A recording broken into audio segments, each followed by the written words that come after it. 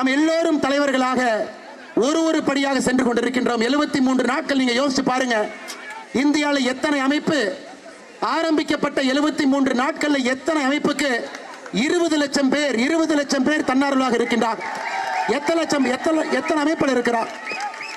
ஆண்டாண்டு காலமாக இருந்த அமைப்புகள் இருக்கிறாங்க, ஆண்டாண்டு காலமாக இருந்த அரசியல் கட்சிகள் இருக்கிறாங்க. ஆனா ஆரம்பித்த 73 நாட்கள்ல 20 லட்சம் நம்முடைய இலக்காக இருக்கக்கூடிய 50 லட்சத்தை நோக்கி போயிட்டு இருக்கோம். பத்திரிகை நண்பர்களுக்கு தெரியும் இந்த கவுண்டரை போய் பார்த்துக்கலாம். நாம யாருக்குமே சொல்லல, அண்ணா நீங்க போய் இன்னொருத்தரை சேர்த்துங்க, நீங்க போய் நம்பரை கூட்டிட்டு வாங்க, நமக்கு எண்ணிக்கை எப்பொழுதுமே வேண்டாங்க ஐயா.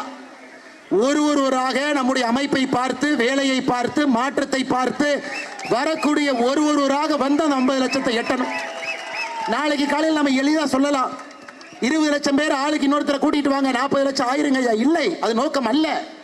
வீதிலீடர்ஸ் அமைப்பினுடைய நோக்கம் மாற்றத்திற்காக வரக்கூடிய 50 லட்சம் பேர் வந்த பிறகு இதை அரசியலாக நாம் மாற்றி மக்களுக்கான அரசியலாக இதை நாம் கையில் எடுக்க போகின்றோம். அதனால் நமக்கு பொறுமை மிக மிக முக்கியமாக இருக்கிறது. காரணம், அடிப்படை அரசியல் இருந்து மாற்ற வேண்டும் என்று கிளம்பி வந்திருக்கின்றோம். தலைவர்கள் டெல்லியில் அமர்ந்து தமிழ்நாட்டுக்கான முடிவை எடுக்கக்கூடாது.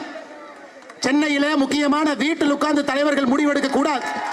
தலைவர்கள் என்பது ஒரு கிராமத்தில், அங்கே கிராமத்துக்கான முடிவுகளை அந்த தலைவர்கள் எடுக்கணும். ஒரு நகரத்தில் தலைவர்கள் அமர்ந்து அந்த முடிவு எடுக்கணும். ஆனால் டெல்லியினுடைய காலம் சென்னை சென்ட் ஜார்ஜ் கோட்டையில் அமர்ந்துதான், அல்லது நான் போயஸ் கார்டனில் அமர்ந்துதான், அல்லது நான் ஈசிஆர் பனையூரில் அமர்ந்துதான், அல்ல நான் கோபாலபுரத்தில் அமர்ந்துதான் முடிவெடுப்பேன் என்கின்ற காலம் எல்லாம் மாறிவிட்டது. அருமை சொந்தங்களே, நான் யாரையும் குறையாக குற்றமாக சொல்லல. அடிப்படையில் இருக்கக்கூடிய தலைவர்கள் அடிப்படையில் அவர்கள் ஊருக்கான அவர்களுடைய சமுதாய பிரச்சனைக்கான தீர்வு அவர்களாக எடுக்கும் பொழுது மட்டும்தான் நிலையான அடிப்படை அரசியல் மாற்றம் நடக்கும்.